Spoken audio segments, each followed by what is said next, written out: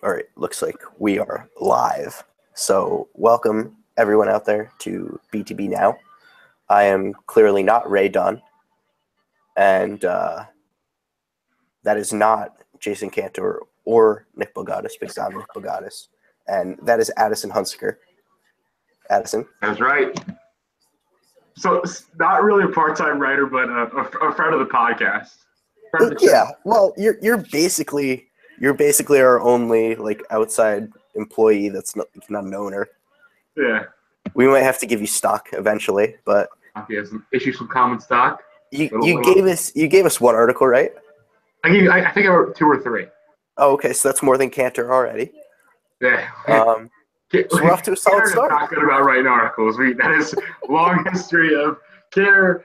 Let's start a sports blog, but I'm not going to do anything for it. No, that's my mentality too. To be fair, but I'm not the story here.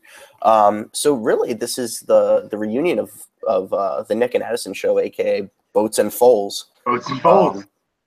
And it's kind of perfect now that Foles is now an Eagle again.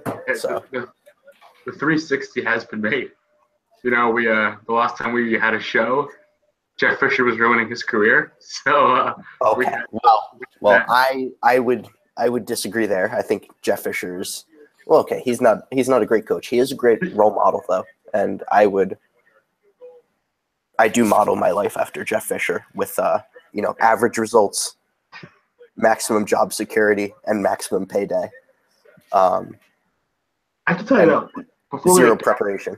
Before we actually get into the Sixers, Eagles and Steelers, who are currently up 10-7 over the Titans, Fisher, how can you give him a job in the NFL? If you're an NFL team, how bad is Sean McVay making him look? But at the same time, how does anybody get a job in the NFL? Because it's all the head coaches in the NFL are all recycled coordinators and other head coaches, and unless you do something really egregious, what's his name on the Lions? Caldwell? No. Who's the defensive coordinator for the Cowboys who coached the Lions during 2008?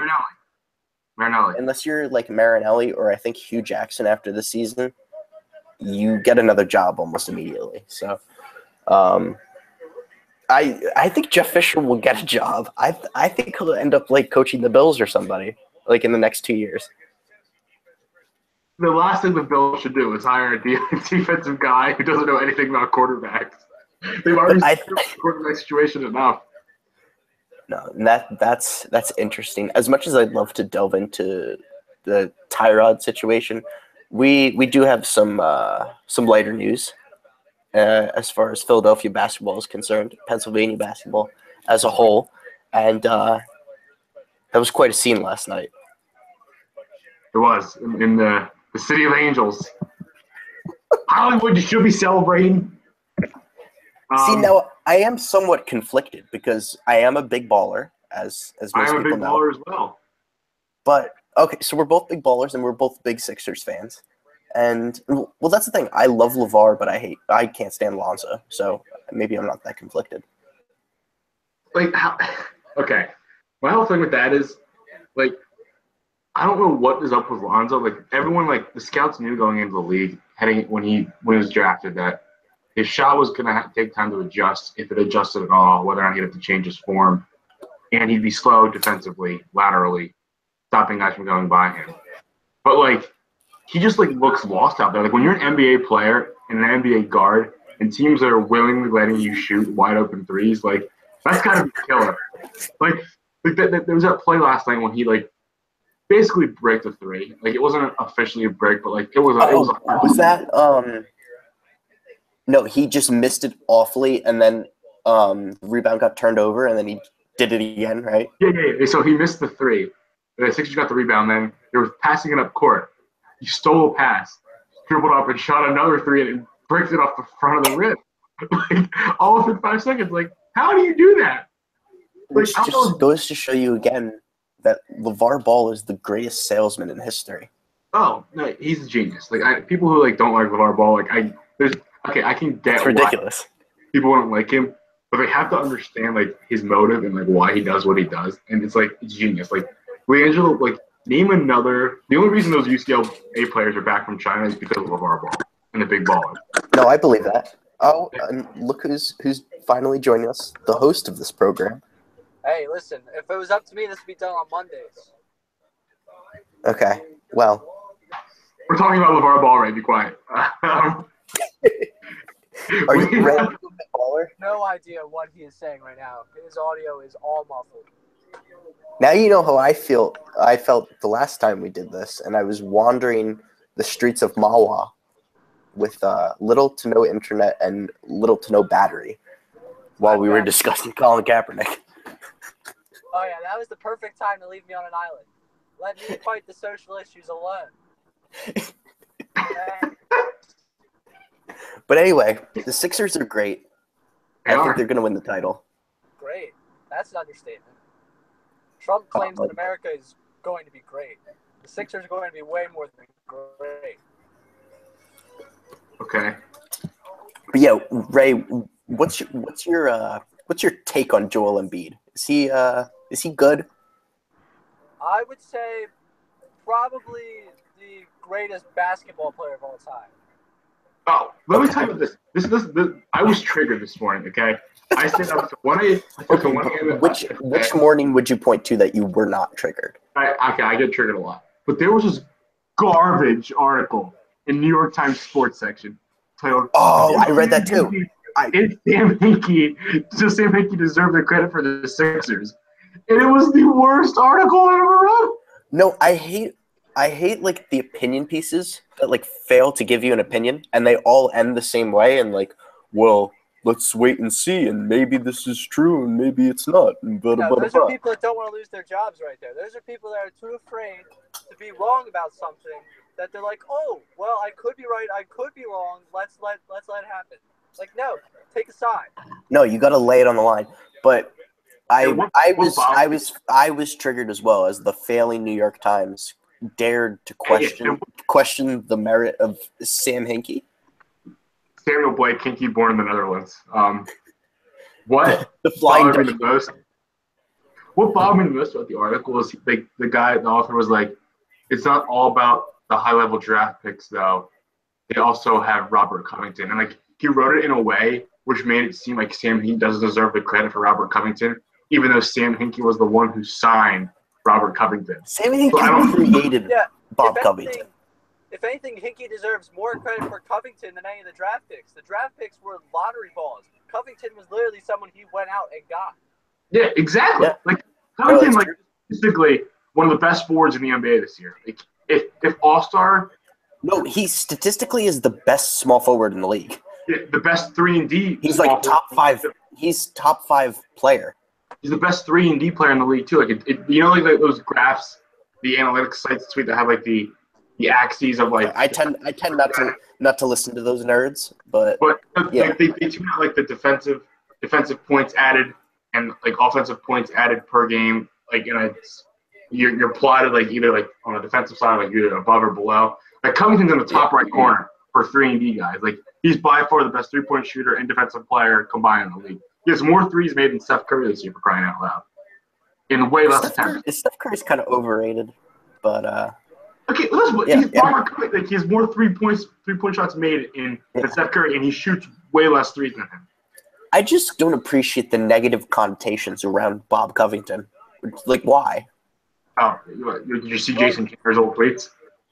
Yeah, you've got people like Jason who go after his integrity last year. And like last year, I remember I was at the Trailblazers game with one of my roommates, Graham, and Jason was there. It's like there was obviously room around our seats, so he came up, and I remember him like screaming no when Covington went up to shoot the game-tying 3, and when that went in, oh my goodness, I went nuts. And he was getting on Covington the entire game for shooting threes, the entire game. That's wrong. I knew right when Covington let it go, it was going down. Also, I've been lacking on the Steelers live reactions quite a bit so far, but Cam Hayward just took down Mariota, and I'm pleased. But we'll see there's a flag thrown, and we'll see what Black Mike Tirico has to say about it. 7-point spread. Dude, well, Mike Tirico's not black. And Ron Torbert, he's the Black Mike Tirico. They are obviously holding. Oh, okay, yeah, it's fine. It was declined, so it will be. I don't know what down. I think it was fourth down, but that's the end of the first quarter. Look at these numbers from last night. The Sixers only won by 6. Covered the spread, but they did cover the spread. And if you look at like just how the team played as a whole, outside of Embiid and Simmons, like the team did not play well. Like this was a game where literally Embiid and Simmons dragged them to the finish line. Like at one point, the Lakers had a lead with like 3 minutes left in the fourth quarter, and Embiid and Simmons just took the game over and won. Benefits of having 2 superstars. You've got 2 backs to be carried on. 3 superstars, including T.J. McConnell. This is a game where if J.J. Redick even shoots 33% from 3, or Dario shoots 40% from 3, these guys like average even like slightly below what they normally do. The Sixers win this game by 15, 20 points. Yeah, you're right. This is one of those games where the score does not indicate how much better the Sixers played. Like it's not even like the Sixers like played that much better than the Lakers, but like it's just one of those games where Embiid and Simmons had no help the entire time, and they still managed to drag this team to victory. And like Embiid, the stat line he had last night, it's never been done before. He literally had an historic performance last night. Yeah. And as much as I am anti-November basketball, I think this was the game. And like you said, they didn't really play exceptionally, but just the sight of the pure dominance that took place on the part of Joel, insert middle name here, Embiid. The process. This team is special. And I called it this summer when I forget what the over-under on wins, but they're going over, I can tell you that. They've statistically had the hardest strength of schedule so far this season, and they're 8-6. That's a winning record, and that's pretty good. And they still have their next games home against the Warriors, Jazz, Trailblazers, Magic, Cavs, Washington. Then they go to Boston. That's to end November. And they still have a tough schedule to end the rest of the month. And this is by far the toughest stretch of their schedule so far because you've played the defending champions twice. You've played the Rockets twice. You played the Celtics twice. You're going to play the Cavs. You played, you went on a 5-game West Coast trip where you played every other day. You've had a brutal schedule to start the season for a young team that hasn't really had time to play together with all the injuries they've had. And obviously you had the whole Markelle Fultz situation go down at the start of the season, and they're above 500. Yeah. And wait. No, I'll. Go ahead. Who is the man in charge of this wonderful roster? Do you want me to say it, Ray? Say it. Head coach is Brett Brown. You know it is. That man, for all the crazy Philadelphia fans who weren't actually here through the process, that get all upset on Twitter, oh, we should fire Brett Brown, when they probably even know Brett Brown's name 2 months ago because they tuned out while the real fans were watching. Oh, yeah. Take this and just shut up because Brett Brown is your head coach, and there's a reason why this team is succeeding. It's the man at the top. Obviously, he's got the talent that's actually winning the games, but the man up top is keeping it together through all of this, which Addison just explained. Very passionate. And it looks like we might get a Ryan. If this ends up being fourth down, which I hope it is, we might end up getting a Ryan Suckup field goal. That's big. Would be big if true.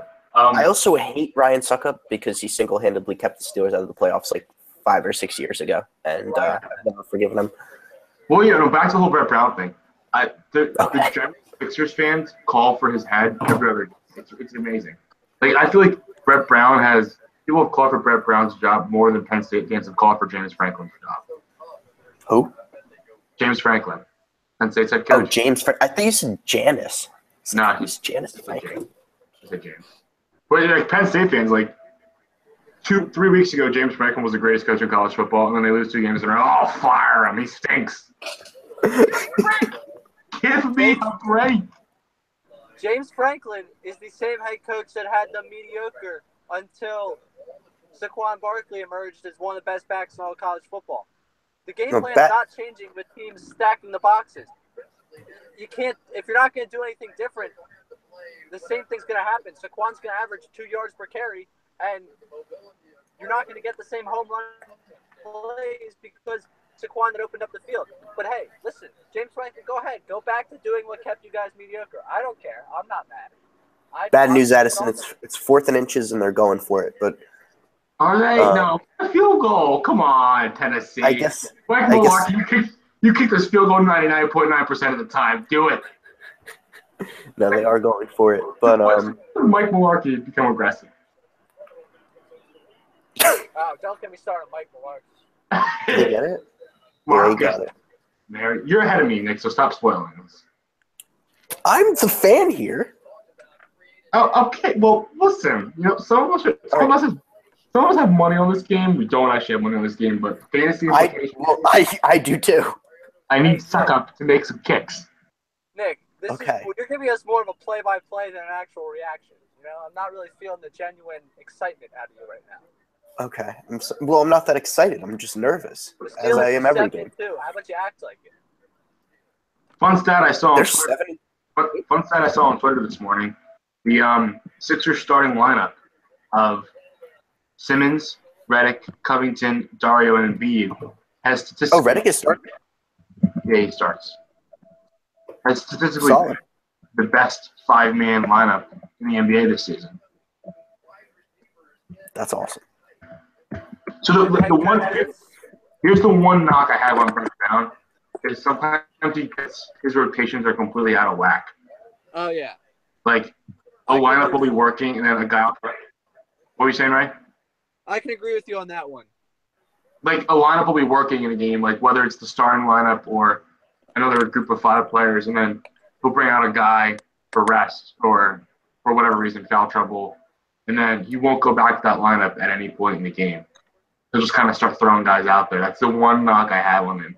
I feel like in late games, he's gotten better at drawing up plays. It just comes down to execution now. That's the thing with the Sixers this year. They're not going to lose games because – just stop right there.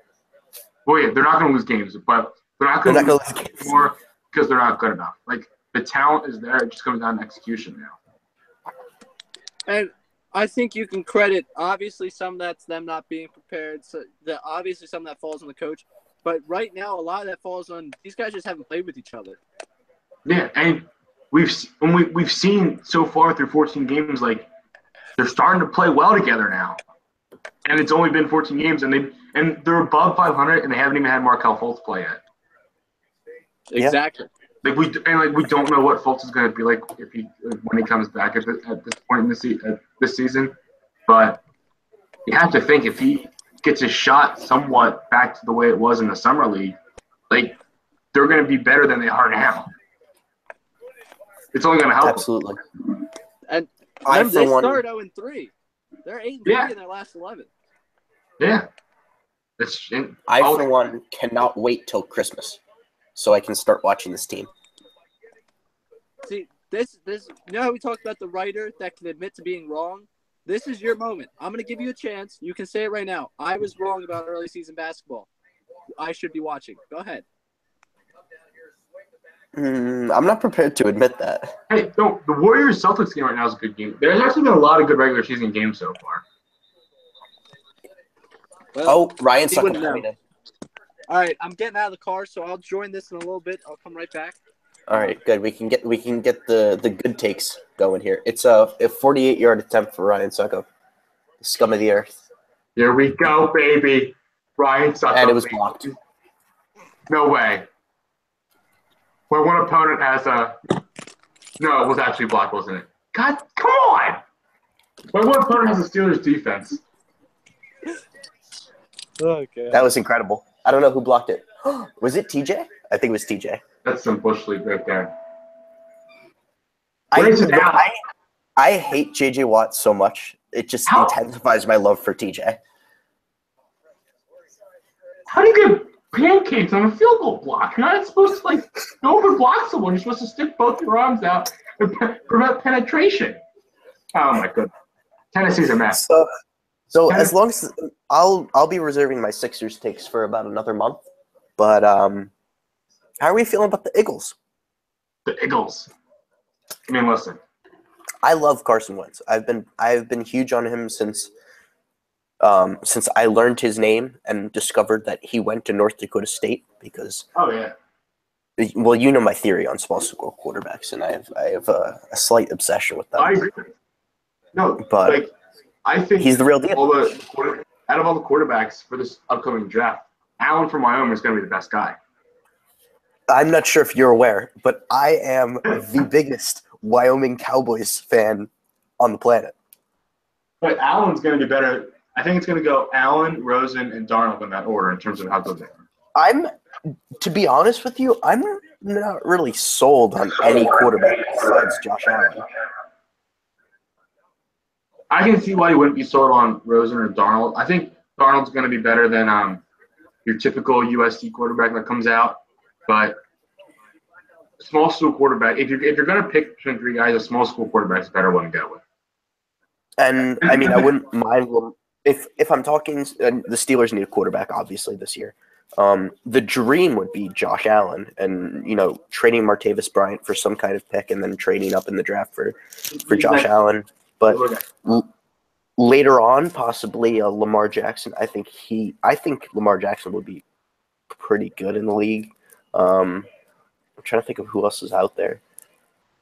I don't think Mason Rudolph's going to be very good. I don't even know who else is out there. But regardless, Carson Wentz is the real deal. I think he's the odds-on favorite for MVP right now, unless I think Jared Goff has a case. But other than that, I think it's really Wentz's title to lose. Do I want to jinx you right now and ask you about the potential playoff prospects? I've been talking about on my radio shows at Temple's radio station, WHIP, Philly's #1 college radio station. Whip. Yeah, Whip. But we don't say Whip. We say WHIP. Very important. There are periods in between each letter. Okay. The thing with the NFC. Yeah, that's interesting that it's WHIP and WIP is right in town. Don't you think? Problematic. Yeah, but I didn't make the name. So, but back to the okay. Eagles. The crazy thing about the NFC this year is like the Eagles lose a game and they could go from like 1 to 4. Like that's how tight it is. So every game matters, and I don't think it's going to be like it was last year with Dallas, where Dallas had the chance to sit their starters last week of the season. I think even if the Eagles have the NFC wrapped up by December, which I think they're going to, you still have to play out because you want at least to buy and you want that home field. And now, I mean, the Vikings and Rams play this Sunday, so one of those teams will drop to 3 losses. But the Saints don't look like they're going anywhere anytime soon, and neither do the Rams. I've been shocked by the Saints. Huh? I've been shocked by the Saints. Oh yeah, their defense has been unreal this year. Like Drew Brees isn't even having that great of a year, and they're still putting up. Their defense is supposed to be awful. Yeah, no, they're almost basically every guy they drafted in the top 4 rounds this year is making an impact on their roster in some capacity this year. It's unreal. And like in 2 weeks, the Saints play in LA, so that'll help shake things up for the Eagles a bit. But I mean, you look at these guys' schedules the rest of the season. The Rams have a tough road ahead of them. They still got to play Seattle again. They have to play Seattle and Seattle. Obviously, the Eagles come to town. They got to play the Vikings or the Saints. They got a few tough games left. The Saints' schedule isn't too bad. They got to play the Falcons twice, but I don't think the Falcons are that good this year. So if you're the Eagles, you got to obviously win these next 2 games against the Cowboys and Bears. And for your West Coast trip in Seattle and LA, you got to at least split those games. So who are you most scared of? For those 2 games or just in general in the NFC? In the NFC. I'll tell you what. All things considered, I think the Panthers are the most dangerous team. I think that's preposterous, but that's okay. I think the Panthers and Seahawks are the most dangerous team, and it's because of playoff experience. Like the Saints, you think the Saints have playoff experience, but outside of Drew Brees, this has been a 7-9 football team the past 3 years. It's not like the majority of their team has played in the playoff game. The Vikings, Yeah. same deal. Rams, same deal. The Panthers, when they're on, they have a healthy defense. Obviously, he's had concussions issues. He missed a few games this year. But when Cam plays even above average, I think the Panthers are the biggest threat to the Eagles in the NFC. I think the Rams is an obvious and acceptable answer, but you're the Eagles fan here, so I'm not going to target. But I'm like, I don't think I'm not a schedule nerd. I don't really know. I take the weeks as they come. I live in the now. I don't even know if the Steelers play the Rams, but I'm terrified of the Rams. They don't. Steelers don't play the Rams. Okay, so the Steelers don't play the Rams, and I'm terrified of the Rams. Yeah, like what McVay's been able to do. I think about this. Like last year, people didn't think Goff was even like a quarterback in the NFL, like not even a backup. And this year, he's. I'm sure. Oh wait, no. Was Foles a Chief last year? He was a Chief. Yep. Okay, I was gonna say you didn't think he was a backup because Foles was backing him up. No, he was not. Foles was not backing up Jared Goff. Please don't disrespect the Lord and Savior. Jared Goff would be the greatest of all time if Foles was backing him up. Oh yeah, Just the wisdom. Ready for this hot take. Wentz is playing well this year because he's got a 6'6", 250-pound beast staring down his neck if he doesn't play well. Whereas last year, Chase Daniel? It was Chase Daniel. Like no one's scared of Chase Daniel. Like at no point was Doug Peterson taking Wentz out for Chase Daniel. Like this year, Wentz plays bad in 5 straight games. You think he maybe pull a plug on a Nicky Six. Are you pro Peterson, by the way? Oh, Peterson's one of the best. I think Peterson's should be the leading candidate for Coach of the Year right now. Really? Yeah, absolutely, totally. He inherited the mess that Chip Kelly left. Oh yeah, listen to that. 31. Time of possession doesn't matter. I wouldn't mind Chip Kelly as the Steelers head coach.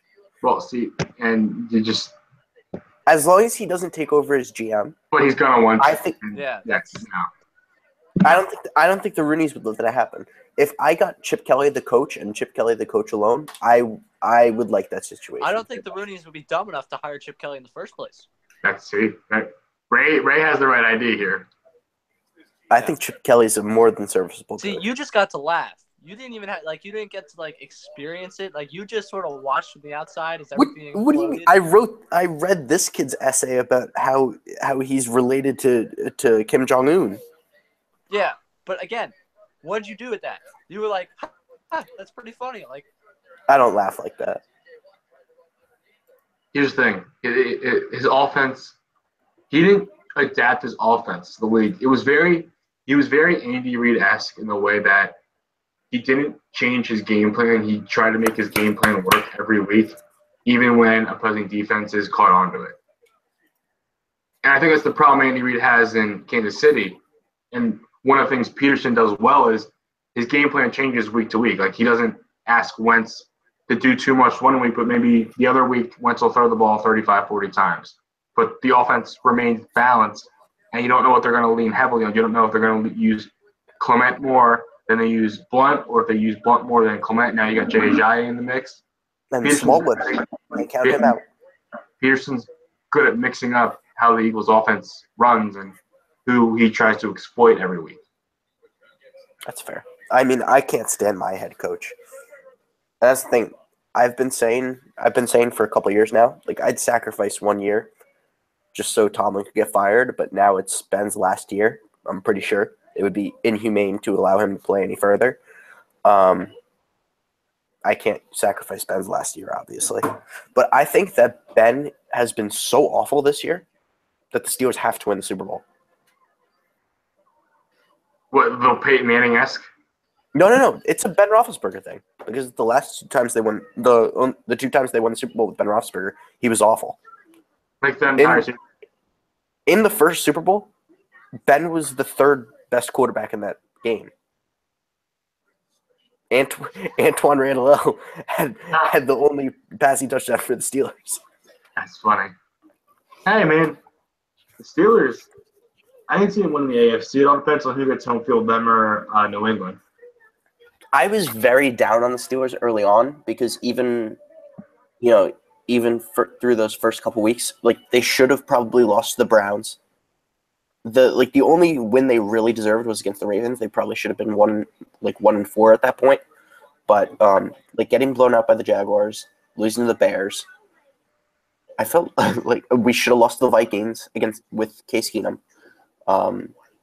It's been a very rough year, but in a year that the regular season matters the least that I've really ever seen, I'm just praying no one gets hurt.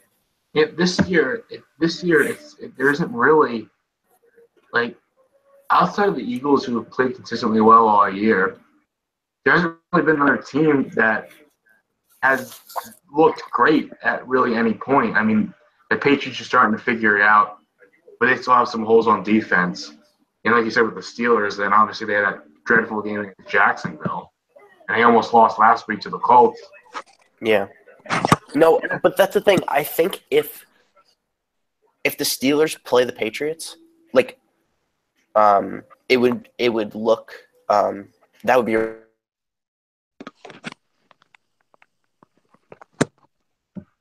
Did we lose him? I think we might have. Wow. Isn't I he the realize now that the plug in the wall that I was using, not functional. So we had a little bit of mess up there for me. For him, I think it's just poor Ramapo Wi-Fi. That is probably true. Unfortunate. Very unfortunate. Very unfortunate. What was the topic here? So I can. We were discussing. It was kind of about he was talking. He went on a little spurt about how the Steelers haven't really looked that great this year and should have a worse record than they do. And I was if they play New England in the AFC Championship game, I think it comes down to who gets home field. And the Patriots and Steelers play each other in Pittsburgh on December 17th, right before the season ends. So that's probably going to determine it right there. Yeah, that should be it. Okay, here's an interesting question. Before we continue with this, if the account which runs the live feed leaves the chat, is the live feed still going? Look, the live button's up at my top right screen, so maybe it is. It is still up there for me. I just got a text from Nick that says YouTube hates us. So we're gonna keep going as if the show's still going.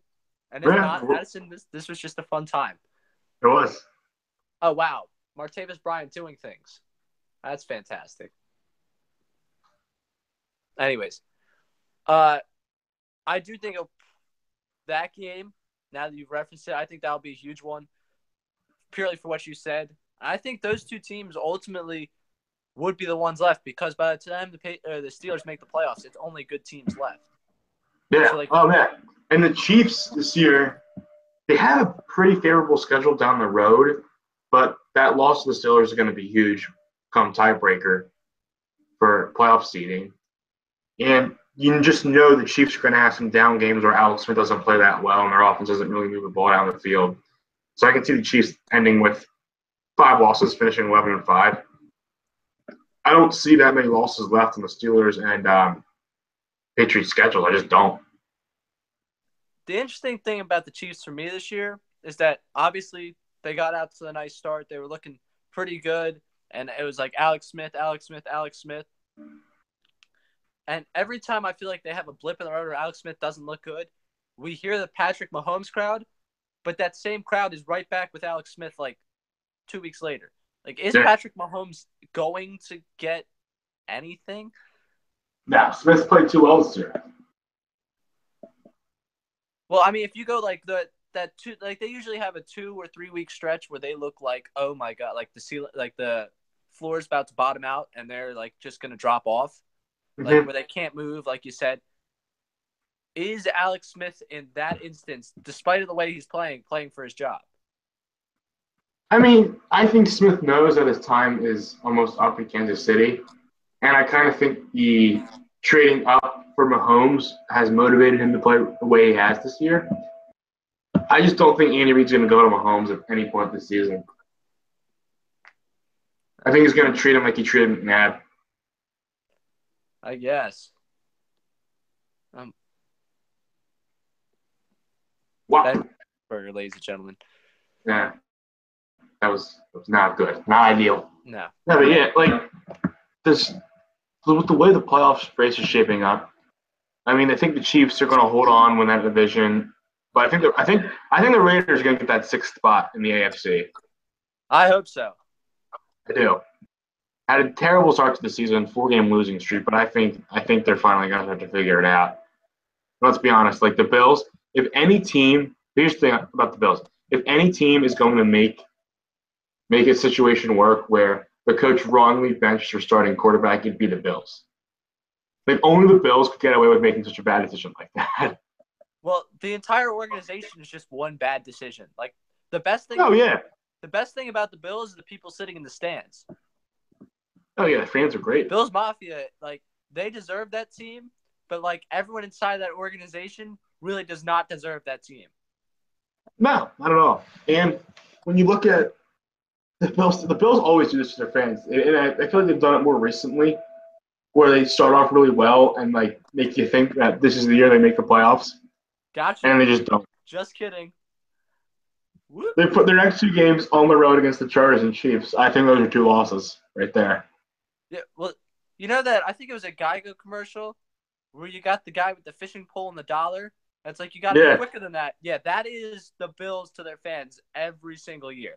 That dollar is and they just they'll never get after they finish that road trip, they play New England at home, and they still have to go to New England on Christmas Eve. So that's 4 losses right there. They're not getting past 8-8. Yeah, that sounds about a fair assessment. I think that might have been where I actually had them before the season. All the preseason predictions kind of went downhill really quickly. But if they finish 8-8, I'll be happy with that. I think that's where I pegged them at the beginning of the season.